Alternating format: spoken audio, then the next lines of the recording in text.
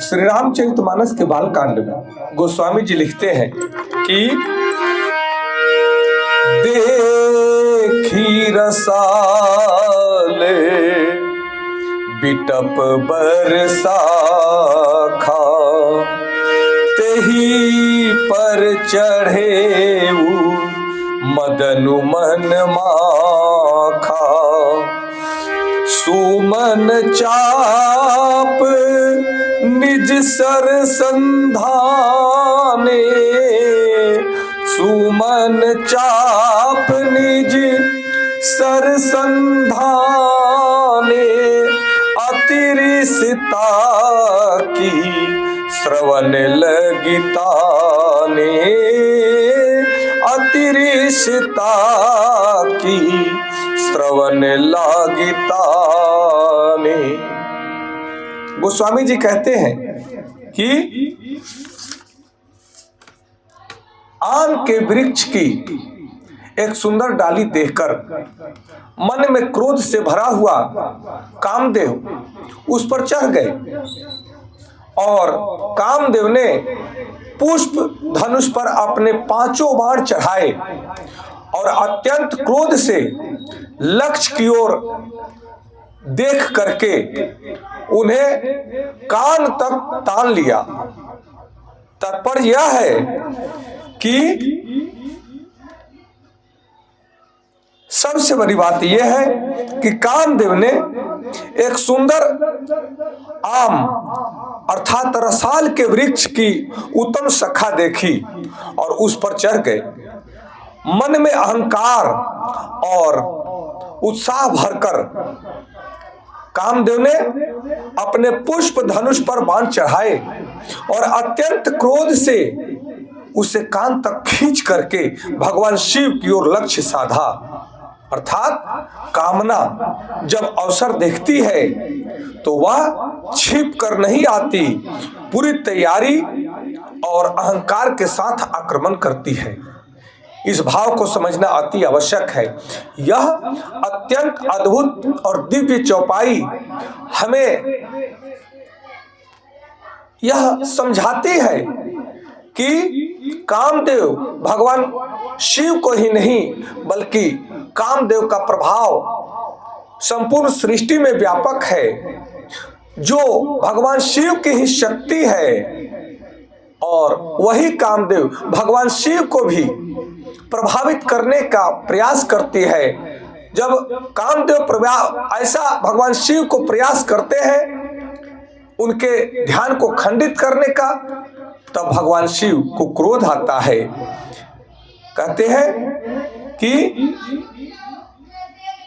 हम सब गंभीर रूप से भावपूर्ण स्वर में इस बात को समझने की आवश्यकता है कि वसंत आया था, प्रकृति सजी थी, फूल खिले थे, हवा सुगंधित थी और उसी क्षण कामदेव ने अवसर देखा और उन्होंने काम रूपी वाणों से भगवान शिव पर संधान किया।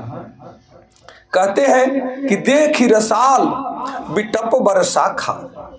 जब मन को अनुकूल वातावरण मिलता है तो भीतर छिपी हुई इच्छाएं तुरंत सक्रिय हो जाती है।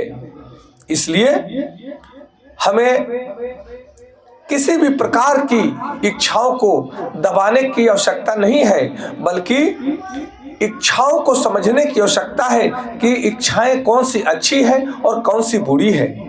कामदेव ने ऊंची शाखा पर चढ़कर पुष्प धनुष उठाया और उन्होंने भगवान शिव की ओर संकेत करते हुए, ध्यान को केंद्रित करते हुए भगवान शिव पर संधान किया। यह संकेत देता है कि इच्छाएं हमेशा ऊंचे स्थान से वार करती है, वे सीधे हृदय पर प्रहार करती है। इसलिए हमें जब इच्छा तीव्र जगे तो अपने इच्छाओं को समझने की जरूरत है और अगर अपनी इच्छाओं को हम संयमित नहीं करते हैं तब हम कामदेव के वाण से आहत होकर के हम अपने जीवन को परेशानियों में डाल देते हैं। जब मन अकेला हो, जब वातावरण अनुकूल हो, जब सजगता कम हो, तभी काम वासनाएं प्रहार करती हैं। वैसे ही जैसे कामदेव भगवान शिव पर प्रहार करते हैं, तो भगवान शिव के ध्यान को खंडित करने के बाद क्या कामदेव निर्भय और संतुष्ट रह पाएंगे? इस भाव को भी समझने की आवश्यकता है। परंतु आम मनुष्य तो काम के वासनाओं में इधर से उधर भटकता फिरता है और काम उसे चारों ओर अपनी आकर्षण से दौड़ाती है, खींचती है। इसलिए हमें संभलना होगा कि अहंकार काम को और शक्ति को जोड़ करके काम को प्रबल बना देता है। अहंकार जब बढ़ता है, काम की वासनाएं जब बढ़ती है, तब वह शक्तिशाली बन जाता है कि मैं संभाल लूंगा। यही पहला भ्रम होता है, मैं कर लूंगा, और वह गलत मार्ग पर व्यक्ति चल देता है। इसलिए सजगता ही हमारी रक्षा कर सकती है। हर पल हमें सजग रहने की आवश्यकता है। भगवान शिव ने प्रतिकार नहीं किया, बल्कि भगवान शिव हर पल जागरूक अवस्था में रहते हैं। शिव का भावार्थ ही होता है जागृति। वे जागरूक थे और वही हमारे अंदर भी स्थित है। जब हम शिवत्व भाव को समझ जाएंगे, अपने शिवत्व भाव के जागृति को समझ जाएंगे, जब हम जागरूक हो जाएंगे, तब हमें कामदेव हमें भी परेशान नहीं कर पाएंगे। इसलिए मेरे प्रिय मित्रों, जब भी जीवन में सुविधा, सफलता और अनुकूलता आए तो सावधान हो जाना चाहिए कि कहीं वही समय होता है जब भीतर का कामदेव ऊंची शाखा पर चढ़ के हम पर प्रहार भी करता है। जब जीवन आसान होता है, अनुकूल होता है, सफलताएं प्राप्त होती है, तब हमें उन सफलताओं में स्थित रहते हुए, संयम बनाए हुए रखने का प्रयास करना चाहिए। अन्यथा कामदेव के प्रहार से उन सफलताओं को क्षण मात्र में मिट जाना होता है। इसलिए हमें प्रतिदिन 3 प्रकार का अभ्यास करना चाहिए।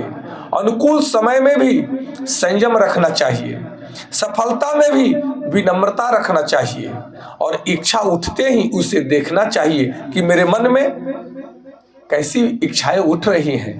उन इच्छाओं को दबाए नहीं, उन्हें समझाएं, और जो आपके अनुकूल न हो उन इच्छाओं को आगे न बढ़ने दे, अन्यथा वे इच्छाएं आपके और हमारे जीवन को नष्ट कर देते हैं। कामदेव ने सोचा कि वह शिव जी को विचलित कर देंगे, परंतु भगवान शिव जी की सजगता उनकी कामना से अधिक शक्तिशाली थी। और यही जीवन का सत्य है कि इच्छा से बड़ा यदि कुछ है तो वह है जागरूकता। इसलिए काम को दोष नहीं देना है, बल्कि काम के प्रति अचेत भी नहीं रहना है। इच्छाएं आएंगी पर उन्हें दिशा देना होगा। उनके दिशा को डाइवर्ट कर दीजिए तो अच्छे मार्ग पर आप चल पड़ेंगे। परंतु काम के वश में होकर के आप अगर अचेत हो जाएंगे, तब कामना आपको अपने वश में करके आपके जीवन को नष्ट भ्रष्ट कर देगा। इसलिए सजग मन ही भगवान शिव का प्रतीक है और असजग मन ही यह संसार है। इसलिए हम सबका परम कर्तव्य है कि इस भावार्थ को समझ करके अपने जीवन को धन्य बनाएं। आज इतना ही। कल अगले एपिसोड में और श्री रामचरितमानस के बालकांड के चौपाई पर हम विवेचना करेंगे, वार्ता करेंगे और अपने जीवन को धन्य बनाएंगे। इसके साथ ही आप सबको कोटि कोटि प्रणाम। हर हर महादेव। जय माता पार्वती जी की। जय श्री राम।